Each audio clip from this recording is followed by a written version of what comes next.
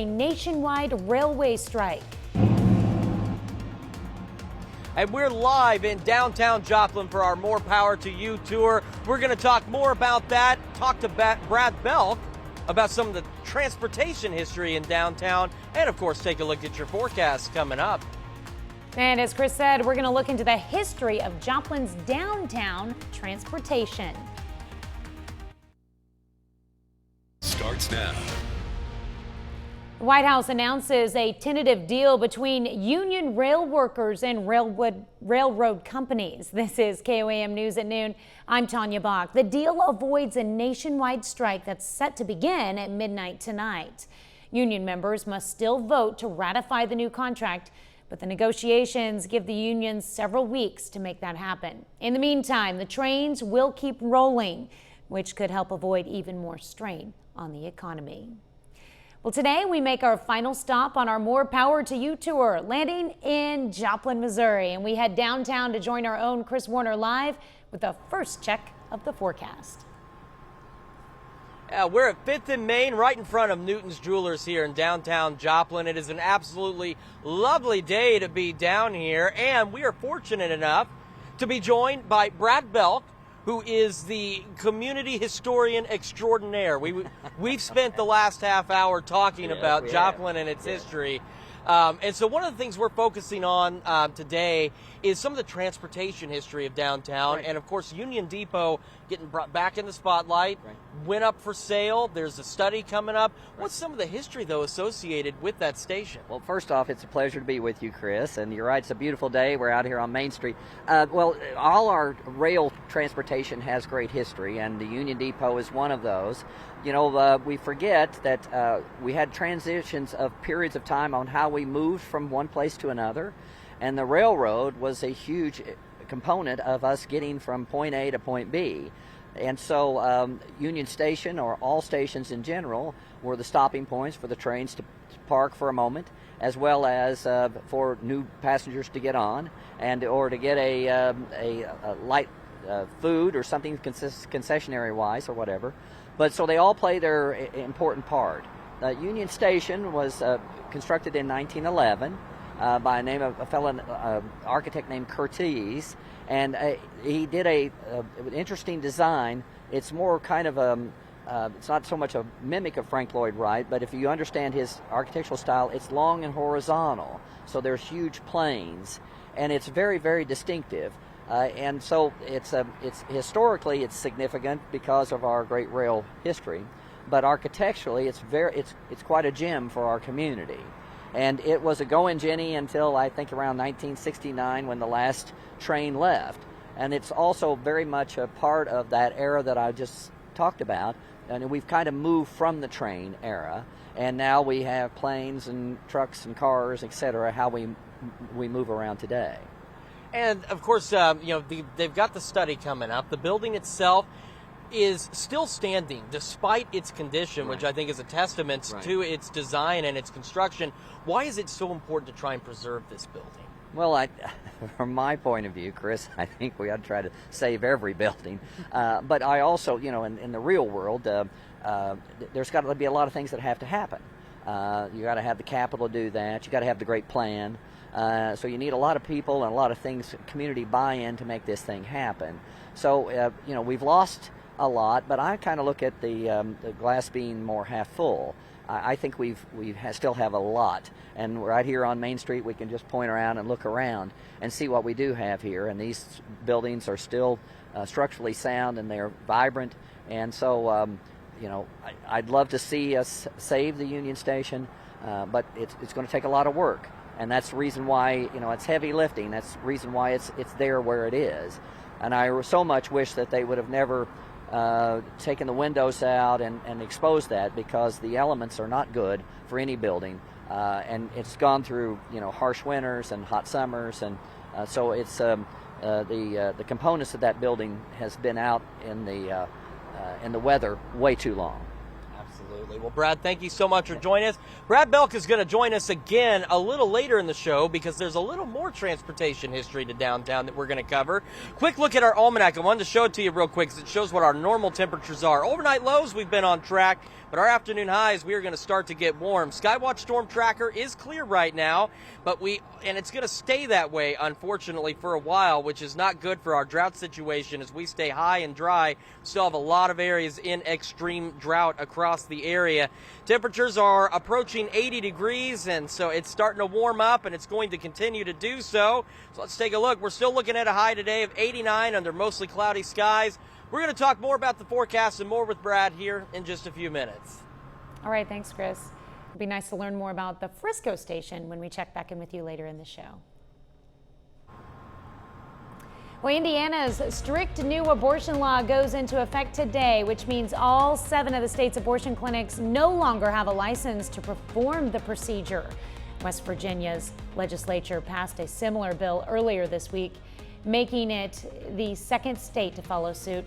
In Ohio, a judge temporarily blocked a law that took effect after Roe v. Wade, which means abortions through 20 weeks can continue for now. All of these developments come the same week South Carolina Republican Senator Lindsey Graham introduced a bill that would ban abortion nationwide after 15 weeks of pregnancy. The political fight between Republicans and the Biden administration over immigration heats up. Buses carrying migrants arrived at Vice President Harris's residence at the U.S. Naval Observatory in D.C. early this morning, and dozens of people arrived on charter flights to the tiny island of Martha's Vineyard in Massachusetts on Wednesday as part of what Florida Governor Ron DeSantis called a relocation program. Many of the migrants did not know where they were going, and local officials were not given any advance notice. That's a look at today's top stories and weather in our first 7 minutes. Up next on KOAM News at noon, honoring the Queen. Personal goodbyes to Queen Elizabeth. I'm Ian Lee with the thanks of a grateful nation for 70 years of unwavering service. And later, we're making quick chicken curry in the Mr. Food Test Kitchen. Tens of thousands of mourners in London are spending long hours in massive lines to file past Queen Elizabeth's body. The late monarch is lying in state ahead of her funeral on Monday. As CBS's Ian Lee reports, members of the military are among those paying tribute. The message from mourners is unanimous and clear. Just thank you. I'd like to say thank you. Just thank you. Yeah, thank you. Thank you. Thank you, ma'am, for all your service. But the emotions for Queen Elizabeth are deeply personal. It just doesn't make it. Doesn't seem real. Yeah, it doesn't. The grief of a nation is measured in miles as thousands wait to enter Westminster Hall, where the Queen lies in state. Like father and son John and Nathan Beale, both combat veterans of the British Armed Forces. Well, we both signed an oath of allegiance to Her Majesty, and I feel like today is a chance, Just a chance to say that. goodbye, to say thank you so much. I think it will hit home when we actually go in. Crowds enter the hall, the silence filled with thoughts of reverence and respect. They emerge transformed, the weight of the moment etched on their faces, like veteran Allison Wilson. She was an amazing woman and the heart and soul of this country. I thought it might be. For those who served, she was their queen and commander-in-chief. How does it feel that that oath is now for king and country? For ourselves, we'll continue to serve King Charles. A sense of duty that lives on, even after the final salute. Ian Lee, CBS News, London. King Charles III spent the day privately in reflection for the first time since his mother's death. Tomorrow he will travel to Wales to meet with Parliament. Still to come on the KOAM News at noon, Mr. Food. If you're guilty of using the same 4 spices over and over and ignoring all the others that are buried in the back of your spice cabinet, then today we're going to shake things up a bit. And we're live in downtown Joplin ahead of Third Thursday. We have got Brad Belk talking some history, and we've got to look at your forecast when we come back.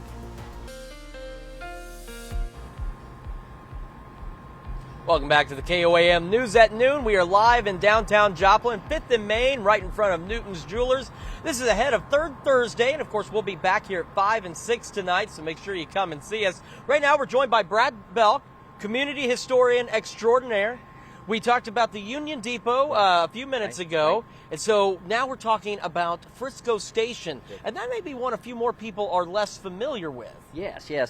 Frisco Station, they a couple of actually a group called the Odd Fellows from St. Louis and some architects from there as well came down and purchased some property that they thought would really be an answer to some of the problems that we hadn't addressed. And one of them was we never had an office building where the lawyers, the attorneys, the dentists, the doctors, etc., could find a place where everybody could do sort of one-stop shopping.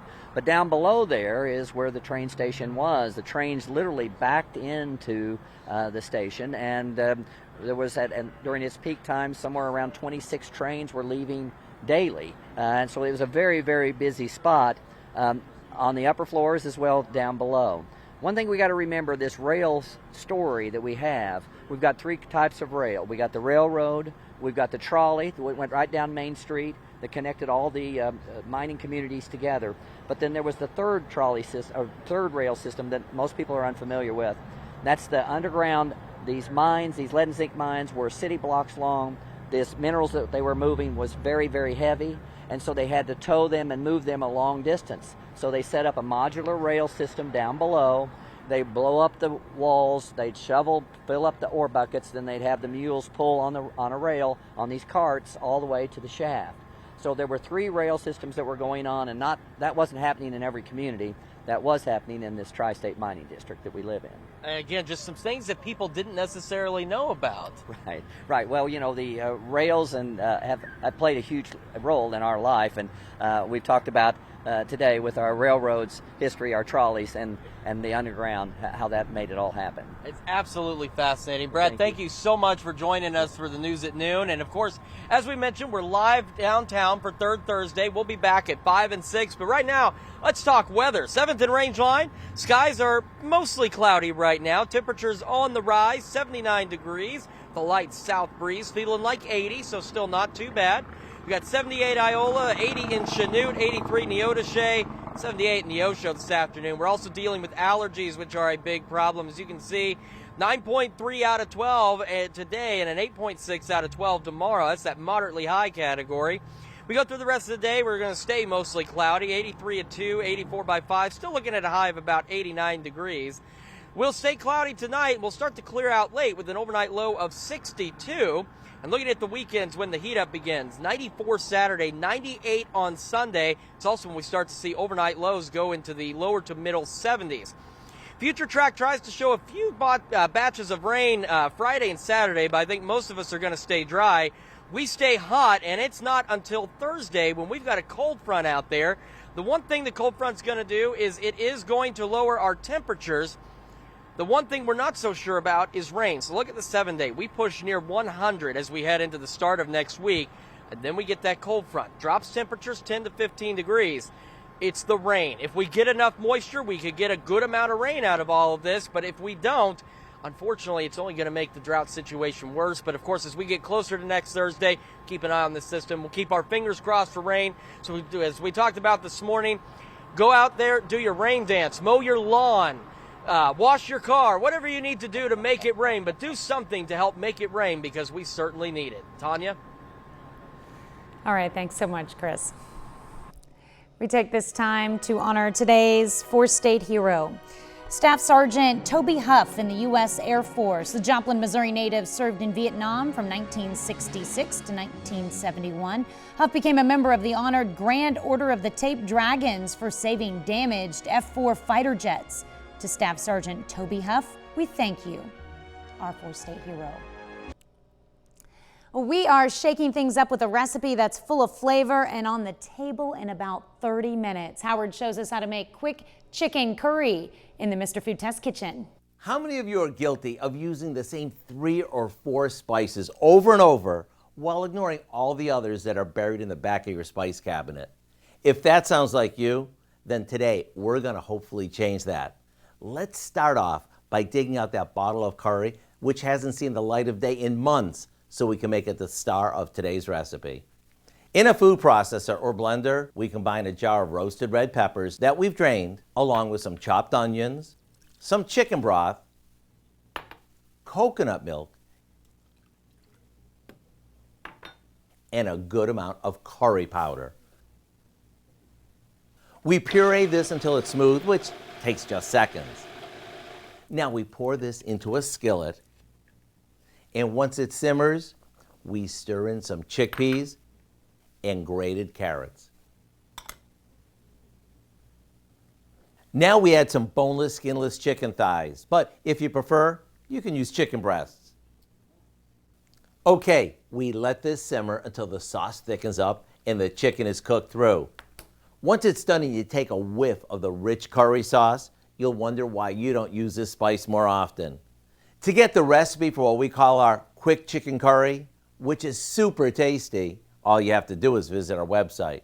I'm Howard in the Mr. Food Test Kitchen, where today we found a spiced up way for you to say, ooh, it's so good.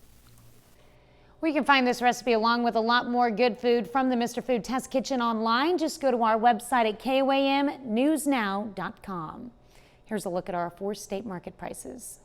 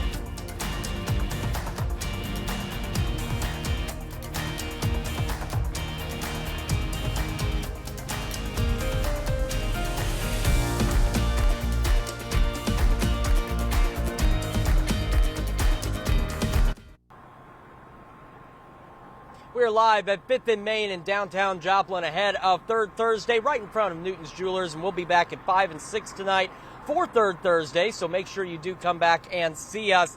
For the rest of the forecast, take a look. Our 7-day is not very pleasant to see as we start to push near 100 degrees into Sunday and the start of next week. But we are watching the possibility of some rain showers by Thursday and a cold front bringing temperatures down about 10 to 15 degrees. The thing about that cold front is we don't know how much moisture it's going to have to work with. It's going to cool us down, but it's a matter of moisture, and hopefully it gets enough that we can get some rain, because as you can see over the next several days, drought situation is not going to improve. In fact, it's only going to get worse. We'll continue to watch that system and, of course, keep an eye on the rest of these temperatures. And remember, live 5 and 6 tonight right here, 5th and Main, right in front of Newton's Jewelers for Third Thursday tonight. Tanya? Right, just too bad we have to wait a whole week for the rain chances to get here. We need it, and we need a lot of it. We do. What do we have coming up tonight at 5? Well, many of us keep track of our daily steps to improve our health and try to hit that 10,000 step goal. Well, now new research suggests we might want to pick up the pace. On Health Watch, the benefits of power walking. Plus, as Chris said, we're going to continue our More Power to You tour at Third Thursday in downtown Joplin as we take you inside the nearly completed Cornell Arts Complex. And Caney, Kansas city officials announced a water restriction emergency. Find out what residents need to know to conserve water. Join us for those stories, a lot more, of course. It's coming up tonight at 5 live from downtown Joplin. All right, sounds good. A lot of stuff going on. Thanks for joining us for KOAM News at Noon. We'll see you right back here at 5 o'clock.